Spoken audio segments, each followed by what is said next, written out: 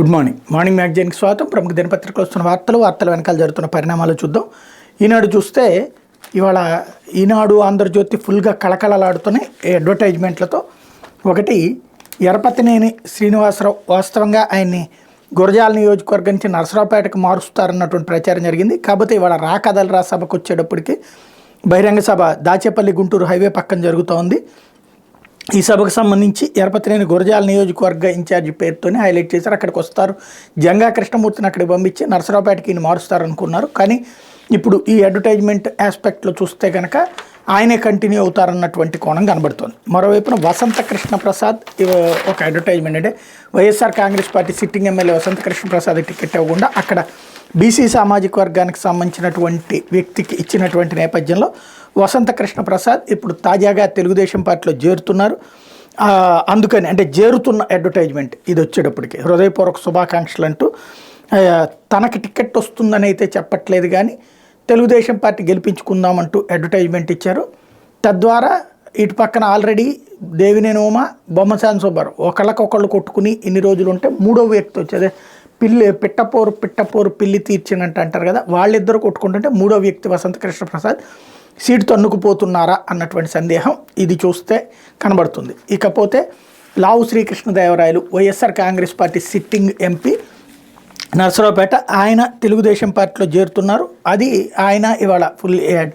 ఇవాళ ఈనాడు ఆంధ్రజ్యోతికి ఈ మూడిట్లో చూస్తే దగ్గరగా ఒక 3 కోట్ల రూపాయల అడ్వర్టైజ్మెంట్ వచ్చేసినట్టుంది ఒక్కొక్కళ్ళకి.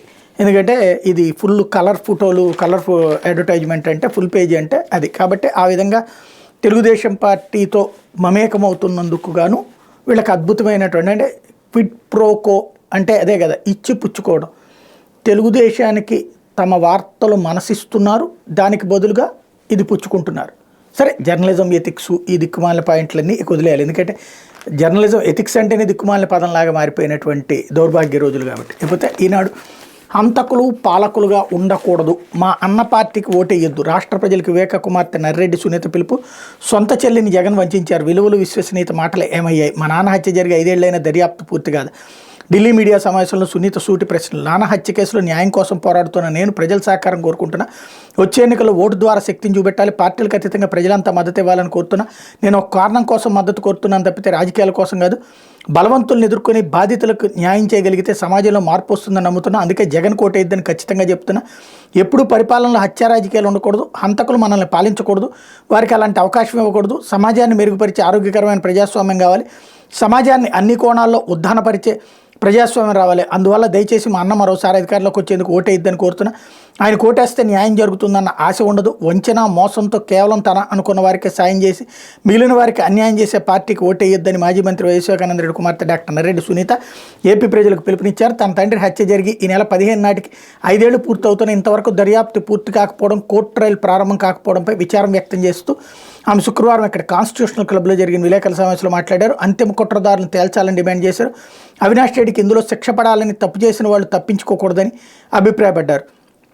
దుర్దేశాలను అర్థం చేసుకోలేకపోయాడు. గతంలో కేంద్ర ఎన్నికల సంఘానికి కలవడానికి ఢిల్లీ వచ్చినప్పుడు ప్రస్తుత తిరుపతి దేవస్థానం ఈవో ధర్మారెడ్డి నిన్న చోటకు వచ్చి ఎన్నికల సంఘం కార్యాలయానికి తీసుకెళ్లారు. వారు చేసే సాయం చూసి దాని వెనక ఉన్న దుర్దేశాలను అర్థం చేసుకోలేకపోయాం.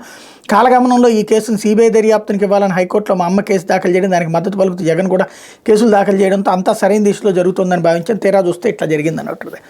ఓవరాల్గా ఈ మాట మనం ఇంతకుముందు అనుకున్నదే, ఖచ్చితంగా ఎలక్షన్స్ ముందు ఆవిడ ఎక్స్పోజ్ అవుతుంది అన్నటువంటిది.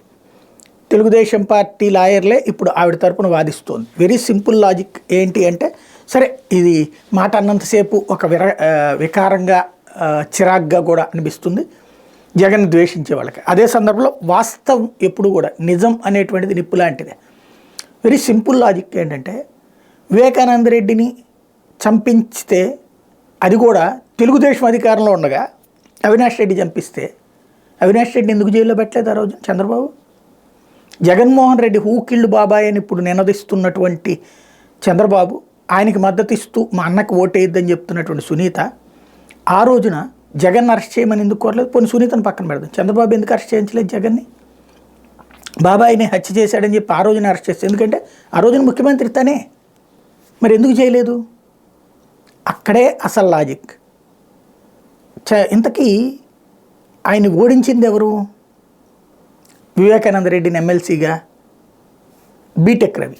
ఏ పార్టీ అయినా తెలుగుదేశం. పూర్తి మెజారిటీ ఉన్నటువంటి ఒక వ్యక్తి, అంటే వైఎస్ఆర్ కాంగ్రెస్ పార్టీకి అక్కడ పూర్తి మెజారిటీ ఉంది, కానీ ఎమ్మెల్సీ ఎన్నికల్లో వివేకానంద రెడ్డి ఓడిపోయాడు. వివేకానంద రెడ్డిని ఓడించడానికి అవినాష్ రెడ్డే కుట్ర పన్నాడు, ఇది కదా సునీత చెప్తుంది. గుడ్, మంచి పాయింట్. అప్పుడు ఆ కుట్ర ఎవరి కోసం పన్నినట్టు? బీటెక్ రవి కోసం. అంటే బీటెక్ రవి అవినాష్ రెడ్డి ఒకటేగా అప్పుడు. మరి వాళ్ళిద్దరూ ఒక్కటైనటువంటప్పుడు వాళ్ళల్లో ఒకళ్ళ పక్షాన ఈమె ఎందుకు వ్యవహరిస్తుంది? రెండవది, అసలైనటువంటి పాయింట్ ఏంటంటే, ఈరోజు వరకు కూడా ఆ డాక్యుమెంట్ల గురించి అడగట్లేదు అమ్మాయి. అంటే చంపిన కారణం ఏంటి? వివేకానంద రెడ్డి జగన్కి దెబ్బ కొట్టేస్తాడా, లేకపోతే అవినాష్ రెడ్డికి దెబ్బ కొట్టేస్తాడా? అవినాష్ రెడ్డిని దెబ్బతీయడానికి ప్రయత్నించే మాట వాస్తవం. ఇది ఫస్ట్ వివేకానంద రెడ్డి. బట్ జగన్ ఎవరి పక్షాన ఉన్నాడు? ఆనాటి నుండి ఈనాటి వరకు కూడా అవినాష్ రెడ్డి పక్షాన. అప్పుడు అవినాష్ రెడ్డిని తీసేసి వివేకానంద రెడ్డి టికెట్ ఇస్తాడు, అది చూసి మర్డర్ చేయించారనేటువంటి పిచ్చి బ్రహ్మ ఇంకా ఎవరిని నమ్మించడానికి? సునీతగా తెలుగుదేశం చెప్పేదే నమ్ముదాం. అవినాష్ రెడ్డిని జగన్మోహన్ రెడ్డి తీసేసి వివేకానంద రెడ్డి టికెట్ ఇద్దాం అనుకుంటే, అందుకని అవినాష్ రెడ్డి వివేకానంద రెడ్డిని మర్డర్ చేశాడు. జగన్ యాటిట్యూడ్ తెలిసినోడు ఎవడైనా సరే తనకు అన్యాయం చేస్తే నెత్తిన పెట్టుకుంటాడా? అంటే తన బాబాయ్కి ఇద్దాం అనుకుంటే ఇంకొకటి వచ్చి మర్డర్ చేస్తే అతను నెత్తిన పెట్టుకుని ఏం చేయాలా? అవినాష్ రెడ్డిని జగన్కి ఏంటి అవసరం అతనితో? పాయింట్ ఏంటి అక్కడ? మర్డర్ చేసినటువంటి దస్తగిరిని ఈ రోజు వరకు జైలుకి పోనీలేదు సునీత. జైలుకు పోనీలా, అరెస్టే కానీలా. తెలుగుదేశం మీడియాలోకి వచ్చి అతను మాట్లాడాడు. అది కూడా ఆ దస్తగిరి అనేటువంటి క్యాండిడేట్ తనే గొడ్డలతో నరికానని చెప్పాడు, కాగితాలు తీసుకెళ్లారని చెప్పాడు. ఈ రోజు వరకు ఆ కాగితాలు ఏంటన్నటువంటిది మాత్రం రాల. కరెక్ట్గా దర్యాప్తు చేస్తున్నప్పుడే దర్యాప్తు సంస్థలు మార్చేటటువంటి కథ అంతా నడిచింది. ఇప్పుడు ఆవిడ నిన్న ప్రయత్నం, ఒక పెద్ద స్కెచ్ ఏంటంటే, నేషనల్ మీడియా మొత్తాన్ని అట్రాక్ట్ చేయాలని ప్రయత్నించింది. అక్కడ కాన్స్టిట్యూషనల్ క్లబ్ ప్రెస్ మీట్, అంటే తెలుగుదేశం ఎజెండాలో పార్ట్. నేషనల్ మీడియాలో ఎలక్షన్స్ అప్పుడు జగన్కి చెక్ పెడుతున్నది వాళ్ళ చెల్లెలు అనేటువంటిది నేషనల్ వైడ్గా ఫోకస్ చేయడం కోసం అని చెప్పి ప్రయత్నించారు. కానీ నేషనల్ మీడియా పట్టించుకోలేదు. నిన్న ఆ ఆవేదన కూడా వ్యక్తం చేశారు, నేషనల్ మీడియా ఎందుకు పట్టించుకోవట్లేదో అర్థం కావట్లేదని. అంటే నేషనల్ మీడియా ద్వారా దేశమంతా కూడా జగన్ని బద్నాం చేయడానికి వేసినటువంటి స్కెచ్ అయితే ఆశించినంతగా ప్రయోజనం చేకూరలేదు. ఎందుకంటే సుప్రీంకోర్టే రామ్ సింగ్ అనేటువంటి అధికారి చేసిన దర్యాప్తును తప్పుబట్టి ఆ రామ్ సింగ్ని పక్కన పెట్టేసింది. అసలు పాయింట్ అది. వివేకానంద రెడ్డి కుమార్తె సునీత కోసమే రామ్ సింగ్ పనిచేస్తున్నాడు, అతని వెనకాల సంథింగ్ ఉందన్నటువంటి కాన్సెప్ట్ని సుప్రీంకోర్టే నమ్మి రామ్ సింగ్ని దర్యాప్తులో ఉంచడానికి వీల్లేదని తేల్చి చెప్పింది. సుప్రీంకోర్టు మార్చేసింది, వేరే దర్యాప్తు అధికారితో చేయించారు చివరిలో. అందుకే అవినాష్ రెడ్డిని జైల్లో పెట్టాలన్నటువంటి ప్రయత్నానికి కోర్టు ఆపేసింది. తెలంగాణ హైకోర్టు అతనికి వెంటనే బెయిల్ ఇచ్చేయమని చెప్పింది. అంటే ఏం జరిగింది అక్కడ? జడ్జిలను కూడా మేనేజ్ చేశారా, సిబిఐని కూడా మేనేజ్ చేసేసారా? అది సాధ్యమయ్యేటట్టయితే అసలు సిబిఐ విచారణ ఎందుకు ఉంటుంది? ఇక్కడ దాకా ఎందుకు వస్తుంది అవినాష్ రెడ్డిని విచారించేదాకా? సంథింగ్ అక్కడ ఉన్నటువంటి అసలు పాయింట్, అంటే ఈ అంతఃపుర రహస్యాలు అంటారు, పెద్దవాళ్ళ హత్యల వెనకాల ఉండేటువంటిది చిన్న కారణాలే, దాన్ని వేరే విధంగా వాడుకునేటటువంటి వ్యవహారం ఎప్పుడూ నడుస్తుంటుంది. కాకపోతే ఇదంతా కూడా వాస్తవం మాట్లాడేటప్పుడు ధైర్యం కావాలా. ఇందులో ఒక కోణంలో నుంచి చూస్తే అదే కనబడుతుంది, రెండో కోణం ఇప్పుడు నేను చెప్పినటువంటి కోణం. లేకపోతే అంతా తికమక, గజిబిజి, గందరగోళం, మిగిలేది ఎవరో, నిలిచేది ఎవరో, బరిలోకి దిగేది ఎవరో, సమన్వయకర్తల పేర్లలో మళ్లీ మార్పులు, ఈ వికృత బంతాటలో అత్యధికంగా బలవుతోంది బడుగులే. ఇది వైకాపా నియోజకవర్గాల సమన్వయకర్తల నియామక తీరు. అంతా గజిబిజి, గందరగోళంగా ఉంది. వైకాపా అభ్యర్థుల ఎంపిక తీరు, నియోజకవర్గాల సమన్వయకర్తల పేరుతో రానున్న ఎన్నికలకు అభ్యర్థులు మారుస్తున్న ముఖ్యమంత్రి జగన్, ఈ మార్పులు చేర్పుల్లో చేస్తున్న గారడి, గందరగోళానికి ఆ పార్టీ నేతలు అయోమయానికి గురవుతున్నారు. వైకుంఠపాడులో నిచ్చినెక్కించినట్టుగా నియోజకవర్గ సమన్వయకర్తగా పదవిస్తారు, ఆ వెంటనే పాంబింగ్ చేసినట్టుగా ఆ పదవి వేరే వారికంటూ తప్పించేస్తారు. ఇక్కడి వారిని అక్కడికి, అక్కడి వారిని ఇక్కడికి, తర్వాత వీరిలో కొందరు మరో చోటికి, ఈ మధ్యలో కొందరు టికెట్లు ఎగిరిపోతున్నాయంటూ మంగళగిరిలో మళ్లీ మార్చారు. సమన్వయకర్తగా మురుగుడు లావణ్య, నెల్లూరు లోక్సభకు విజయసాయిరెడ్డి, కర్నూలు అసెంబ్లీకి ఇంతియాజ్, 9వ జాబితా విడుదల చేసినటువంటి వైఎస్ఆర్ కాంగ్రెస్ పార్టీ అన్నటువంటి వార్తని హైలైట్ చేశారు. లేకపోతే విద్యార్థుల ఖాతాల్లో 708 కోట్లు జమ, విద్యా దీవెన నిధులు విడుదల చేసిన ముఖ్యమంత్రి జగన్.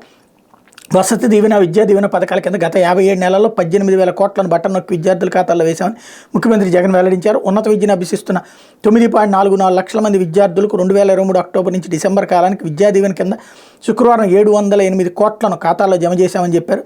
కృష్ణా జిల్లా పామర్లో శుక్రవారం నిర్వహించిన జగన్ విద్యా దీవెన నిధుల విడుదల సభలో జగన్ ఈ రిలీజ్ కార్యక్రమం చేశారన్నటువంటి వార్తని ఇక్కడ ప్రధానంగా హైలైట్ చేశారు. ఇకపోతే ఎలాంటి బాధ్యతలు కుట్రపూర్తిగా కేసులో ఇరికించారంటూ ఏదైతే పత్తిపాటి పుల్లారావు గారి అబ్బాయి అరెస్ట్కి సంబంధించినటువంటి దాంట్లో శరత్ని నిందితుడిగా ఎలా చూస్తారు అంటూ తెలుగుదేశం పార్టీ మాజీ మంత్రి పత్తిపాటి పుల్లారావు కుమారుడు శరత్ పట్ల ప్రభుత్వం కక్షపూర్తిగా వ్యవహరిస్తుందని ఆయన తరపు న్యాయవాది కిలార్ బెనర్జీ వాదనలు వినిపించారు. ఇందులో భాగంగానే ఎఫ్ఐఆర్ 409 సెక్షన్ పోలీసులు చేర్చారు. ఆ తర్వాత ఇది వర్తించబోదని తెలిపారు. డొల్ల కంపెనీలతో నిధులు మళ్లించారన్న కేసులో మాచవరం పోలీసులు శరత్ను అరెస్ట్ చేసిన సంగతి తెలిసిన గురువారం అర్ధరాత్రి నుంచి శుక్రవారం తెల్లవారుజాము వరకు 1 ఏసీఎంఎం కోర్టు మ్యాజిస్ట్రేట్ కరీముల్లా నివాసంలో శరత్ను పోలీసులు హాజరుపరిచారు. ఆయన రిమాండ్పై ఇరుపక్షాల వాదనలు వినిపించాయి. శరత్ గతంలో కేవలం అవెక్సా కార్పొరేషన్ అదనపు డైరెక్టర్ హోదాలో పనిచేసి వైదొలిగారని ఆయన తరపు న్యాయవాది చెప్పారు. ఈ హోదాలోని వ్యక్తికి సంస్థ అప్పులు, ఆస్తులకు సంబంధించిన హక్కులు ఉండవన్నారు.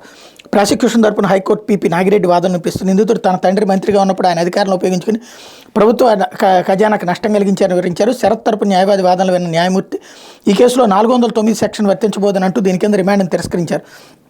బోగస్ పత్రాలతో input tax credit Avexa corporation పొందడంతో నిందితుడు శరత్ ప్రమేయం ఉందని, వీటి ద్వారా కోట్ల నిధులు అనుమతించారని పీపీ నాగిరెడ్డి వాదించారు. ఈ నేపథ్యంలో నిందితుడికి 467 సెక్షన్ కింద రిమాండ్ విధించాలని అభ్యర్థించారు. పరస్పర వాదనలు విన్న న్యాయాధికారి శరత్కి 14 రోజులు రిమాండ్ విధిస్తూ ఉత్తర్వులు ఇచ్చారు. కేసులో శరత్ను ఇంకా ప్రశ్నించాల్సి ఉందని, ఈ నేపథ్యంలో 10 రోజులు కస్టడీ ఇవ్వాలని పోలీసులు శుక్రవారం ఉదయం 1వ ఏసీఎంఎం కోర్టులో పిటిషన్ వేశారు. దీనిపై నిందితుడి తరపు కౌంటర్ దాఖలు చేసేందుకు విచారణ న్యాయాధికారి సోమవారానికి వాయిదా వేశారన్నటువంటి వార్తను ఇక్కడ ప్రధానంగా హైలైట్ చేశారు. ఇకపోతే అనపర్తి వైకాపా ఎమ్మెల్యే 500 కోట్ల అవినీతి నిరూపిస్తా చర్చకు సిద్ధమైన తెలుగుదేశం పార్టీ మాజీ ఎమ్మెల్యే రామకృష్ణారెడ్డి అడ్డుకున్న పోలీసులు రోడ్డుపైనే బైఠాయించి నిరసన. తూర్పుగోదావరి జిల్లా రామవరంలో తీవ్ర ఉద్రిక్తత. తూర్పుగోదావరి జిల్లా అనపర్తి నియోజకవర్గ వైకాపా ఎమ్మెల్యే సత్తి సూర్యనారాయణ రెడ్డి ఆయన కుటుంబ సభ్యులు 500 కోట్ల అవినీతికి పాల్పడ్డారని ఇది నిరూపించేందుకు బహిరంగ చర్చకు సిద్ధమని తెలుగుదేశం పార్టీకి చెందిన మాజీ ఎమ్మెల్యే నల్లమెల్లి రామకృష్ణారెడ్డి పూనుకోవడంతో ఆయనకు మద్దతుగా ఆ పార్టీ కార్యకర్తలు అక్కడికి భారీగా చేరుకున్నారు. వారిని అడ్డుకునేందుకు 100 మంది పోలీసులు మోహరించారు. దీంతో అనపర్తి మండలం రామవరంలో శుక్రవారం ఉదయం నుంచి తీవ్ర ఉద్రిక్త పరిస్థితి నెలకొన్నాయన్నటువంటి వార్తని హైలైట్ చేశారు. ఇది ఓవరాల్గా ఈ ఎలక్షన్స్ అప్పుడు ఇలాంటి నడుస్తూనే ఉంటాయి. అయితే క్రిష్ ముందస్తు బెయిల్ పిటిషన్పై వివరణ ఇవ్వండి. పోలీసులకు తెలంగాణ హైకోర్టు ఆదేశం. మాదక ద్రవ్యాల కేసులో గచ్చిపోలి పోలీసులు నమోదు చేసిన కేసులో సినీ దర్శకుడు జాగర్లమూరి రాధాకృష్ణ అలియాస్ క్రిష్ ముందస్తు బెయిల్ పిటిషన్పై వివరణ ఇవ్వాలని పోలీసులు తెలంగాణ హైకోర్టు ఆదేశించింది. హైదరాబాద్ రాడ్సన్ హోటల్లో మాదక ద్రవ్యాలు వినియోగించారన్న ఆరోపణపై గచ్చిబౌలి పోలీసులు నమోదు చేసిన కేసులో ముందస్తు బెయిల్ మంజూరు చేయాలని క్రిష్ పిటిషన్ దాఖలు చేశారు. దీనిపై జస్టిస్ జి రాధారాణి విచారణ చేపట్టారు. పిటిషన్ తరపు న్యాయవాది వాదనలు వినిపిస్తూ దర్యాప్తుకు అవసరమైనప్పుడు పిటిషనర్ హాజరవుతారని, కోర్టు విధించే షరతులకు లోబడి ఉండాలని పేర్కొన్నారు. వాదనలు విన్న న్యాయమూర్తి పోలీసులను వివరణ ఇవ్వాలని ఆదేశిస్తూ విచారణకు ఈ నెల 4వ తేదీకి వాయిదా వేశారు. క్రిష్ అలియాస్ జాగర్లమూరి రాధాకృష్ణ శుక్రవారం సైబరాబాద్ పోలీసులు విచారణకు హాజరయ్యారు.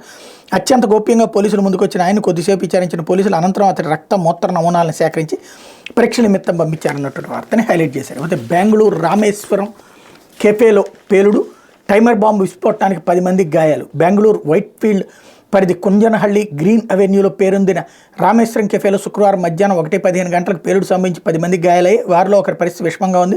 సుమారు 200 మంది వరకు కెఫేలో ఉన్నప్పుడు గుర్తు తెలియని 2 వ్యక్తులు 6 బయట బేసిన్ వద్ద చేతులు శుభ్రం చేసుకుని అక్కడ సంచి ఉంచారు. అక్కడి నుంచే పేలుడు శబ్దం 10 సెకండ్లో 2 సార్లు వచ్చింది. దాని తీవ్రతకు పైకప్పు, కుర్చీలు, గిన్నెలు ఎగసిపడ్డాయి. దట్టమైన పొగ చుట్టుముట్టింది. భోజనం చేస్తున్న వారు ప్రాణాలు గుప్పెట్లో పెట్టుకుని బయటకు పరుగు తీశారు. గ్యాస్ సిలిండర్ పేలుంటుందని తొలుత అనుమానించారు. టైమర్తో పాటు ముడి ఐఈడి పదార్థాలు, ఇనుప బోల్టులు, పసుపు రంగు పౌడర్ బ్యాటరీ ఉన్న సంచిని అధికారులు స్వాధీనం చేసుకున్నారు. మధ్యాహ్నం 12:30కు ఒకరు క్యాషియర్ వద్దకు వచ్చి ఆహార పదార్థాలను ఆర్డర్ చేసి డబ్బులు చెల్లించాక వెంట తెచ్చిన సంచిని వాష్ బేసిన్ పక్కనే ఉంచి వెళ్ళినట్టు సీసీ కెమెరాలు నమోదైంది. సంఘటన స్థలానికి సమీపంలోనే ఉన్న వంట గ్యాస్ గొట్టం దెబ్బతింటే ప్రమాద తీవ్రత పెరిగేది. క్షతగాత్రుల్లో కెఫే కార్మికులు 3గురితో పాటు మైక్రోచిప్ కంపెనీ ఉద్యోగులు 5గురు ఉన్నారు. స్వర్ణనారాయణ అనే వ్యక్తి ఆరోగ్య పరిస్థితి ఆందోళనకరంగా ఉంది. సీసీ ఫుటేజీలను జాతీయ దర్యాప్తు సంస్థ విశ్లేషిస్తోంది. రాజాజీ నగరాల్లోని తమ శాఖ హోటల్లోని గతంలోనే ఇలాగే గుర్తు తెలియని వ్యక్తులు 2 సార్లు సంచులు ఉంచారని నిర్వాహకులు చెప్పారు. అప్పట్లో ముందే గుర్తించి పోలీసులకు అప్పగించామన్నారు. అగ్రనట్లు ప్రముఖులు వచ్చే రామేశ్వరం కెఫే రుచికర ఆహారానికి ప్రసిద్ధి. వ్యాపార స్పర్ధలతో ఎవరైనా కుట్రకు పాల్పడ్డారని అనుమానాలను పోలీసులు వ్యక్తం చేస్తున్నారు. గుర్తు తెలియని వారు బాంబు పేల్చినట్టు ప్రాథమిక దర్యాప్తులో పోలీసులు గుర్తించారు. ముఖ్యమంత్రి సిద్ధరామయ్య ప్రకటనలో చెప్పారు. ఈ ఘటనపై ముఖ్యమంత్రి సిద్ధరామయ్య స్పందిస్తూ అది బాంబు పేలుడేనని ఐఈడీ అని స్పష్టం చేశారు. వ్యక్తి కెఫేలోకి వచ్చి ఓ బ్యాగ్ పెట్టి వెళ్ళినట్టు సీసీటీవీ ఫుటేజ్లో కనిపించిందన్నారు. ఇకపోతే రహదారి గుంతలకు పోలీస్ బలి అంటూ రాష్ట్రంలో రహదారి గుంతలు మరో నిండు ప్రాణాన్ని బలి తీసుకునే తాజాగా శ్రీకాకుళం జిల్లా బూర్ధ మండలం శ్రీకాకుళం పాలకొండ ప్రధాన రహదారిలో పోలీస్ కానిస్టేబుల్ మృతి చెందారన్నటువంటి వార్తని హైలైట్ చేశారు. లేకపోతే సేవకుల సదస్సులో కాసుల పేచి అంటూ జగన్ మళ్ళీ ముఖ్యమంత్రి చేయాలి, జగన్ మళ్ళీ ముఖ్యమంత్రి చేయాలని కోరిన మేనత్ విమలారెడ్డి 1000 ఇస్తామని చెప్పి 500 ఇచ్చారంటూ పాస్టర్ల అసంతృప్తి, కాకినాడ సభలో గందరగోళం జరిగిందన్నటువంటి వార్తని హైలైట్ చేశారు. ఇకపోతే వివేక హత్య కేసులో సునీత కుటుంబ పాత్రపై అనుమానాలు ఉన్నాయి. వైఎస్ వివేకానంద రెడ్డి కుమార్తె సునీత మాట్లాడిన చంద్రబాబు పలికించిన చిలక పలుకులే. ఢిల్లీలో ఆమె ప్రెస్ మీట్ రాజకీయ కుట్రలో భాగమైన రాష్ట్ర ప్రభుత్వ సలహాదారు సజ్జల రామకృష్ణారెడ్డి విమర్శించారు. సచివాలయంలో శుక్రవారం ఆయన మీడియాతో మాట్లాడారు. వివేక హత్యలో సునీత కుటుంబ సభ్యుల పాత్ర కూడా ఉందేమన్న అనుమానాలు ఉన్నాయి. సిబిఐకి వచ్చిన కొన్ని వాంగ్మూలాలను లోతుగా చూస్తే అది కనిపిస్తుంది. వాటి మీద కూడా విచారణ జరగాలి కదా, వాటిని తప్పించుకోవడానికి దొంగ అన్నట్టు మాట్లాడుతున్నారేమో. తన తండ్రిని కిరాతకంగా చంపిన వాడు సునీతకు మంచోడు ఎలా అయ్యాడు? ఒక హంతకుడిని అప్రూవర్గా చేసుకుని ఆ వ్యక్తిని హక్కును చేర్చుకుని సోదరులా చూస్తున్న వీళ్ళని ఏమనాలి? వివేక హత్య కేసు వారంలోపు తెలియదైతే ఆయన హత్య జరిగాక 2.5 నెలల పాటు చంద్రబాబు ప్రభుత్వం ఉంది. అప్పుడే ఆయన ఆ కేసును ఎందుకు తేల్చలేదు? తప్పుడు ఆరోపణలు చేసి ముఖ్యమంత్రి జగన్ విచారించాలనడం విచిత్రంగా ఉందన్నారు అన్నటువంటి వార్తని హైలైట్ చేశారు. సీఎం క్యాంప్ కార్యాలయం ముట్టడికి ప్రయత్నం, వివి లక్ష్మీనారాయణ, చలసాని శ్రీనివాస్ అరెస్టు. ప్రత్యేక హోదా సాధనలో జగన్ విఫలమయ్యారని మండిపాటు. రాష్ట్రాన్ని ప్రత్యేక హోదా సాధించే విషయంలో సీఎం జగన్ విఫలమయ్యారని జై భారత్ నేషనల్ పార్టీ అధ్యక్షుడు వివి లక్ష్మీనారాయణ మండిపడ్డారు. ఎన్నికలకు సిద్ధం అంటున్న ఆయన అఖిలపక్షానికి ఢిల్లీకి తీసుకెళ్లేందుకు సిద్ధం అవ్వాలని సవాల్ విసిరారు. ప్రత్యేక హోదా సాధన, విభజన హామీల అమలు, విశాఖ ఉక్కు పరిశ్రమ పరిరక్షణ, కేజీ బేసిన్ పెట్రోలియం ఉత్పత్తులపై రాష్ట్ర ప్రభుత్వ నిర్లక్ష్య వైఖరికి నిరసనగా జై భారత్ నేషనల్ పార్టీ, ఆంధ్ర మేధావుల ఫోరం, విభజన హామీల సాధన సమితి, విద్యార్థి యువజన రాష్ట్ర జేఏసీ ఆధ్వర్యంలో శుక్రవారం చేపట్టిన సీఎం క్యాంప్ కార్యాలయం ముట్టడి ఉద్రిక్తతకు దారితీసిందన్నటువంటి వార్తని హైలైట్ చేశారు. ఇకపోతే సాక్షి వచ్చేటప్పటికి తలరాతలు తిరగరాస్తూ అంటూ చదువులు చక్కదిద్దేందుకు ఏకంగా 73,000 కోట్లు వెచ్చించాం సీఎం జగన్. ఇది మానవ వనరులపై మూలధన పెట్టుబడి, భావితరాల భవితకు బలమైన పునాది, తరతరాల పేదరికం సంఖ్యలను తెంచేసే గొప్ప కార్యక్రమం. English medium Byju's content, digital బోధనతో నాణ్యమైన చదువులు, ఆన్లైన్ కోర్సులు అందించేలా అంతర్జాతీయ వర్సిటీలతో ఒప్పందం. మన చదువుల ఘనతను ఐక్యరాజ్య సమితిలో చిట్టి చెల్లెమ్మల ప్రసంగాల నిదర్శనం. జగన్ అనే ఒక్కడు పక్కకు తప్పుకుంటే జరిగే నష్టం ఏంటన్నది ప్రతి ఒక్కళ్ళు ఆలోచించాలి. జగనన్న విద్యా దీవెనతో తల్లుల ఖాతాల్లోకి 708 కోట్లు. కృష్ణా జిల్లా పామర్లో బటన్ నొక్కి ఖాతాల్లోకి జమ చేసిన ముఖ్యమంత్రి వైఎస్ జగన్ ఒక్క విద్యా దీవెన, వసతి దీవెనతో దాదాపు 18,000 కోట్ల లబ్ధి అన్నటువంటి వార్తని హైలైట్ చేశారు. 14 ఏళ్లు 3 దఫాలు సీఎంగా ఉన్న చంద్రబాబు పేద పిల్లలకు చేసిన మంచి ఏంటి, వాళ్ళ భవిష్యత్తు మార్చాలని మీ అన్న చూపించిన తాపత్రయంలో కనీసం 1% చూపించారా? ఆయన చేసిన మంచి ఏంటి అంటే ఏ ఒక్కరికి ఏవి గుర్తురాదు, కానీ చంద్రబాబు పేరు చెప్తే విద్యారంగానికి చేసిన చెడు గురించి మాత్రం ఉంటుందంటూ జగన్ స్పీచ్ని ఇక్కడ హైలైట్ చేశారు. లేకపోతే డిఎస్సిపై దగాకోరు రాతలు, ఉపాధ్యాయ పోస్టుల భర్తీపై రామోజీ కుట్టిల కథనం. ఇప్పటికీ తెలంగాణలో పోస్టింగ్స్ 1998, 2008 డిఎస్సి అభ్యర్థుల నిరీక్షణ. అప్పటి నుంచి మురిగిపోయిన పోస్టులతో కలిపే ఇప్పుడు డిఎస్సి నోటిఫికేషన్. ఏపీలో 15,000 పోస్టులు భర్తీ చేసిన సీఎం జగన్. వీటిలో 1998 నుంచి పోస్టింగ్స్ లేని వారికి ఉద్యోగాలు. తాజాగా 6,100 పోస్టుల భర్తీకి డిఎస్సి నోటిఫికేషన్. వీటితో కలిపితే ఏపీలో ఇచ్చిన టీచర్ ఉద్యోగాలు 21,108 అని హైలైట్ చేశారు. అయిపోతే ఇట్లు నర్రెడ్డి సునీత అంటూ చంద్రబాబు, మహాసేన, రాజేష్లకు ధన్యవాదాలతో సునీత ఢిల్లీ ప్రెస్ మీట్తో తొలగిన ముసుగు. వివేక హత్య వెనక ఉన్నది ఎల్లో గ్యాంగే. మెజార్టీ ఉన్న వివేకాన్ని ఎమ్మెల్సీ ఎన్నికల్లో ఓడించిన పచ్చముఠ. వివేక ఉంటే జిల్లాలో రాజకీయ మనుగడ ఉండదని టీడీపీ భయం. వైఎస్ఆర్సీపీకి ఓటేయొద్దంటూ అసలు స్వరూపం బయటపెట్టుకున్న సునీత అంటూ వివేకానంద రెడ్డి మంచోడే, కాకపోతే ఆయన్ని చంపింది తెలుగుదేశం వాళ్ళు అయితే వాళ్ళని వెనకేసుకొస్తున్నారన్న కోణాల్లో వీళ్ళు హైలైట్ చేశారు. ఇందులో సునీత వైఖరి ఊసరవెల్లిని తలపిస్తుంది. తండ్రి వైఎస్ వివేక హత్య వెనక టీడీపీ ప్రభుత్వంలో మంత్రి ఆదినారాయణ రెడ్డి, అప్పటి TDP MLC Pulivendula TDP MLC అభ్యర్థి బీటెక్ రవి ఉన్నారని ఆమె 2019 మార్చిలో చెప్పారు. అంతేకాదు వైఎస్ఆర్సీపీ ఎంపీ అభ్యర్థి వైఎస్ అవినాష్ రెడ్డి విజయం కోసం తన తండ్రి చివరి వరకు కృషి చేశారని కూడా చెప్పారు. ఈ మేరకు 2019 మార్చి 21 హైదరాబాద్లో విలేకరుల సమావేశం నిర్వహించి మరి తన తండ్రి వివేక, ఎంపీ అవినాష్ రెడ్డి మధ్య ఉన్న అన్యోన్యతను వివరించారు. టీడీపీ అధినేత చంద్రబాబు కుట్రపూరితంగా వైఎస్ రాజశేఖర రెడ్డి కుటుంబంపై అవాస్తవ ఆరోపణలు చేస్తున్నారని తీవ్రంగా విమర్శించారు. 2019 ఎన్నికల్లో వైఎస్ఆర్సీపీని అఖండ మెజార్టీతో గెలిపించాలని వైఎస్ జగన్మోహన్ రెడ్డిని సీఎం చేసి తన తండ్రి కోరిక నెరవేర్చాలని ప్రజలను కోరారు. రాష్ట్రంలో వైఎస్ఆర్సీపీ ప్రభుత్వం వచ్చిన తర్వాత కూడా కొంతకాలం అదే వైఖరి అవలంబించారు. ఆ తర్వాత స్థానిక సంస్థల ఎన్నికల అనంతరం ప్లేట్ ఫిరాయించారు. సునీత, ఆమె భర్త నర్రెడ్డి రాజశేఖర రెడ్డి, బావ శివప్రకాష్ రెడ్డి పూర్తిగా చంద్రబాబు గుప్పెట్లోకి వెళ్ళి టీడీపీ రాజకీయ కుట్రలో భాగస్వాములు అయ్యారు. ముఖ్యమంత్రి YS Jaganmohan Reddy Kadapa MP YS Avinash రెడ్డిపై అవాస్తవ ఆరోపణలు చేయడం మొదలుపెట్టారు. క్రమంగా మాటలు మారుస్తూ ఇప్పుడు సీఎం వైఎస్ జగన్ను విచారించాలంటున్నారు. చివరిగా వైఎస్ఆర్సీపీకి ఓటేయద్దంటూ ముసుగు తొలగించేశారు, తన ఎల్లో విధానాన్ని బహిర్గతం చేశారంటూ ఇదంతా కూడా తెలుగుదేశం చంద్రబాబు ఆడిస్తున్నటువంటి నాటకం అన్నటువంటి కోణాన్ని చెప్పేటటువంటి ప్రయత్నం సాక్షి చేస్తుంది. కాబట్టి జనం నమ్ముతారా అన్నటువంటిదే ఇక్కడ చూడాల్సింది. లేకపోతే బాబు ఓకే చేస్తేనే పవన్ యాక్షన్ అంటూ మరొక కథనాన్ని ప్రొజెక్ట్ చేసింది. జనసేన అధినేత పవన్ ఏ నిర్ణయం తీసుకోవాలని చంద్రబాబు ఓకే చెప్పాల్సిందే. ఆ పార్టీకి 24 సీట్లు కేటాయించిన ఇప్పటివరకు 5 మాత్రమే ఖరారు. బాబు అభ్యంతరాలతో పవన్ పోటీ చేసిన నియోజకవర్గం పెండింగే. రాజోలు, తణుకు, రాజమండ్రి రూరల్ కూడా ఎన్నికల వేళ హైదరాబాద్లో మకాం ఏమిటని పార్టీ శ్రేణుల ప్రశ్న అంటూ లోకేష్ రాజకీయ భవిష్యత్తు కోసం చంద్రబాబు ఇప్పటికే పవన్ మాటలకు విలువ లేకుండా చేశారని వారు అంటున్నారు.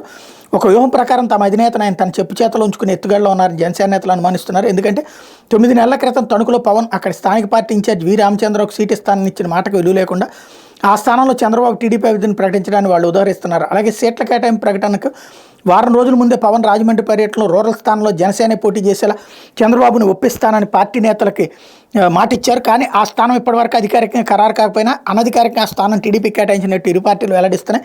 ఇంకోవైపు 2019 ఎన్నికల్లో టీడీపీతో సంబంధం లేకుండా జనసేన వేరుగా పోటీ చేసినప్పుడే పవన్ 30,000కు పైగా ఓట్లు తెచ్చుకున్న పలు స్థానాలు కూడా ఇప్పుడు పొత్తులో జనసేనకు కేటాయించకుండా ఏదో ఒక సాగుతో అక్కడ టీడీపీ అభ్యర్థులను చంద్రబాబు ఖరారు చేసేసి ఆ ఎన్నికల్లో జనసేన కేవలం 7,633 ఓట్లు మాత్రం వచ్చిన నెల్లిమర్ల 11,988 ఓట్లు వచ్చిన అనకాపల్లి వంటి నియోజకవర్గాలను తమ పార్టీకి కేటాయించారని జనసేన నేతలు గుర్తు చేస్తున్నారు అన్నటువంటి వార్తని ఇక్కడ ప్రధానంగా హైలైట్ చేశారు. లేకపోతే పలువురు ఐఏఎస్లు బదిలీ అన్నటువంటి వార్తను ఒకటి హైలైట్ చేశారు. పంచాయతీరాజ్ గ్రామీణాభివృద్ధి శాఖ ఇట్లా కొంతమందిని బదిలీ చేశారు. లేకపోతే నెల్లూరు వైఎస్ఆర్సీపీ లోక్సభ సమన్వయకర్తగా విజయసాయిరెడ్డి, కర్నూలు, మంగళగిరి అసెంబ్లీ సమన్వయకర్తల నియామకం ప్రకటన విడుదల చేసిన కేంద్ర కార్యాలయం అంటూ ఓ లోక్సభ స్థానానికి 2 శాసనసభ స్థానాలకి వైఎస్ఆర్సీపీ సమన్వయకర్తలు నియమిస్తూ పార్టీ అధినేత రాష్ట్ర ముఖ్యమంత్రి వైఎస్ జగన్మోహన్ రెడ్డి నిర్ణయం తీసుకున్నారు. 9వ జాబితాలో వైఎస్ఆర్సీపీ నెల్లూరు లోక్సభ నియోజకవర్గ సమన్వయకర్తగా వేణుంబాక విజయసాయిరెడ్డి, కర్నూలు అసెంబ్లీ నియోజకవర్గం సమన్వయకర్తగా AMD Imtiaz retired IAS, Mangalagiri assembly నియోజకవర్గం సమన్వయకర్తగా మురుగుడు లావణ్యాలను నియమించారు. ఈ మేరకు శుక్రవారం రాత్రి పార్టీ కేంద్ర కార్యాలయం ఒక ప్రకటన విడుదల చేసింది అన్నటువంటి వార్తని హైలైట్ చేశారు. అయితే ఆంధ్రజ్యోతి ఇందాక నేను చెప్పినట్టే 2 ఈనాడుకి ఆంధ్రజ్యోతికి సేమ్ అడ్వర్టైజ్మెంట్. ఇందులో అదనంగా భాష్యం ప్రవీణ్ అడ్వర్టైజ్మెంట్ కూడా కంటిన్యూ అవుతుంది. అందుకోసమే ఈయన కంటిన్యూగా ఈ యాడ్లు ఇస్తున్నారు కాబట్టి 50 లక్షల కోటి రూపాయలు అందుకోసం అని చెప్పేసి ఓ పక్కన వీళ్ళు అతన్ని పెమ్మసాన్ని వద్దు భాష్యంకి ఇవ్వమని కూడా రాధాకృష్ణ గారు ఆ మధ్యన రాసింది. లేకపోతే వేమిరెడ్డి వస్తున్నారు తెలుగుదేశంలో కనడానికి సాక్ష్యం మరొక అడ్వర్టైజ్మెంట్ ఆంధ్రజ్యోతిలో వచ్చినటువంటిది. వేమిరెడ్డి ప్రభాకర్ రెడ్డి, వేమిరెడ్డి ప్రశాంత్ రెడ్డి తాజాగా తెలుగుదేశం పార్టీలో చేరబోతున్నటువంటిది. అట్లాగే వసంత కృష్ణ ప్రసాద్ అంటే ఈనాడుతో పోల్చుకుంటే తెలుగుదేశంకి మరింతగా అంటే ఈనాడు కొంచెం బట్టలు కట్టుకుని ఇది వచ్చేటప్పటికి బట్టలు ఇప్పుకుని అని చాలాసార్లు చెప్పుకున్నాం. దానికి ఫలితం ఇంకో 2 యాడ్లు ఎక్కువ వచ్చినాయి. అంటే ఈనాడుకి 3 కోట్లు వస్తే వీళ్ళకి 5 కోట్లు వచ్చినట్టు. దాదాపుగా తప్పేం లేదు, అది వాళ్ళకి సంబంధించినటువంటి త్యాగం, ఆ విధమైనటువంటి ప్రయోజనం. అంటే 5 ఏళ్ల నుంచి తెలుగుదేశాన్ని కాపాడుకొస్తున్నందుకు, అదే సందర్భంలో జగన్ని ఎదిరించి నిలబడినందుకు వాళ్ళకి సంబంధించిన రిపోర్టర్లని, వాళ్ళకి సంబంధించిన కెమెరామెన్లని, వాళ్ళకి సంబంధించిన సిబ్బందిని కాపాడుకొచ్చుకుని అంటే వాళ్ళని ఇబ్బంది పడ్డా సరే వాళ్ళని కాపాడుకొచ్చుకున్నందుకు గాను ఆ మాత్రం తీసుకోవాల్సి ఉంటుంది. లేకపోతే వార్తలే తక్కువైపోయినాయి. టోటల్గా చూస్తే ఈ వార్త మాత్రం మంచి వార్త. తాడేపల్లి ప్యాలెస్ని వణికిస్తున్న లోకేష్ అంటూ మంగళగిరి తెరపైకి వైసీపీ అభ్యర్థిగా రోజుకొకరు, తాజాగా మురుగుడు లావణ్య నియామకం. ఎన్నికల నోటిఫికేషన్ రాకముందే మంగళగిరి నియోజకవర్గం విచిత్రమైన రాజకీయ పరిణామాలు చోటు చేసుకుంటున్నాయి. ఇప్పటికే టీడీపీ అభ్యర్థిగా ప్రకటించిన యువనేత నారా లోకేష్ దూకుడిని చూసి తాడేపల్లి ప్యాలెస్లోని పెద్దలు వణికిపోతున్నారు. మిగతా నియోజకవర్గాలు గెలుపు ఒక ఎత్తుకాగా ఈ నియోజకవర్గం గెలుపు అత్యంత కీలకం కావడంతో వైసీపీ ముఖ్య నేతలంతా మంగళగిరిపైనే దృష్టి సారించారు. గత ఎన్నికల్లో పరాజయం పారైనప్పటికీ లోకేష్ నియోజకవర్గాన్ని వీడకుండా తిరిగి అక్కడే విజయడంకా మోగించాలని గత 5 ఏళ్లుగా అక్కడ బలమైన పునాదులు వేసుకోవడం జరిగింది. ఒక రకంగా ఆ నియోజకవర్గంలో ప్రతి కుటుంబంలో సభ్యుడిగా లోకేష్ కలిసిపోయారు. ఏ ఎంట అవసరం వచ్చినా ఆపద వచ్చినా నేనున్నా అంటూ వారికి ఆర్థికంగా అండగా నిలిచి గెలుపునికి పాటలు వేసుకుంటూ వచ్చారు. వరుసగా 2 పర్యాయాలు అదే నియోజకవర్గం నుంచి గెలిచిన సిట్టింగ్ ఎమ్మెల్యే ఆళ్ల రామకృష్ణారెడ్డిపై తీవ్ర వ్యతిరేకత నెలకొనడంతో గెలుపు అవకాశాలు ఏమాత్రం లేవని భావించి 2 నెలల క్రితం అతని బరిలో నుంచి తప్పించారు. సిట్టింగ్ ఎమ్మెల్యే ఉండగానే గంజి చిరంజీవిని తమ పార్టీ అభ్యర్థిగా ప్రకటించి బరిలోకి దించారు. బీసీ సామాజిక వర్గానికి చెందిన వ్యక్తి చిరంజీవి కావడంతో ఆళ్లకంటే బలమైన అభ్యర్థిగా భావించి ఈ నిర్ణయం తీసుకున్నారు. చిరంజీవి గతంలో టీడీపీ తరపున మంగళగిరి నుంచి పోటీ చేసి పరాజయం పాలయ్యారు. చిరంజీవిని తెరపైకి తెచ్చిన కొద్ది రోజులకే తాము తీసుకున్న నేను తప్పనే భావనకి సీఎం జగన్ వచ్చారు. చిరంజీవి సామాజిక వర్గానికి చెందిన మాజీ మంత్రి మురుగుడు హనుమంతరావు, అతని వియ్యంకురాలు మాజీ ఎమ్మెల్యే కాండ్రు కమల అతని సహాయ నిరాకరణ చేయడం జరిగింది. వీరి సహకారం లేకపోతే చిరంజీవి గెలవడం అసాధ్యమైన భావనకు వచ్చిన సీఎం జగన్ అతనికి కూడా గుడ్ బై చెప్పాలని నిర్ణయానికి వచ్చారు. అయితే అతనికి బదులుగా కాండ్రు కమలకి అవకాశం కల్పిస్తానికి కొద్ది రోజులుగా ప్రచారం జరిగింది. అయితే ఆమె కాకుండా ఆమె కుమార్తె లావణ్యకి అవకాశం కల్పించేందుకు సన్నద్ధమయ్యారు. శుక్రవారం అత్త ఆళ్ళ చిరంజీవి, మురుగుడు హనుమంతరావు, కాండ్రు కమల తదితరులను సీఎం జగన్ తన వద్దకు పిలిపించుకుని మురుగుడు లావణ్యని పేరుని ప్రకటించారు. దీంతో ఆ నియోజకవర్గంలోని వైసీపీ శ్రేణుల్లో గందరగోళ పరిస్థితులు నెలకొన్నాయన్నటువంటి వార్తని హైలైట్ చేశారు. ఇకపోతే వైసీపీకి ఓటేయొద్దన్నటువంటిది ఇక్కడ. ఇంకొకటి పంచాయతీరాజ్ అధిపతులు అవుట్. జీఏడీకి బుడితి రాజశేఖర్, ఫిషరీస్ కమిషనర్గా సూర్యకుమారి, పీఆర్ హెడ్లకు ఒకే రోజు స్థానచలనం, అడుగులకు మడుగులు ఒత్తిన రాజశేఖర్కు తప్పని అవమానాలు అంటూ పంచాయతీరాజ్ నుంచి ఒకేసారి 2 ఉన్నతాధికారులు ప్రభుత్వం తప్పించింది. ఆ శాఖ ప్రత్యేక ప్రధాన కార్యదర్శి బుడితి రాజశేఖర్ కనీసం పోస్ట్ ఇవ్వకుండా సాధారణ పరిపాలన శాఖలో రిపోర్ట్ చేయాలని ఆదేశించారు.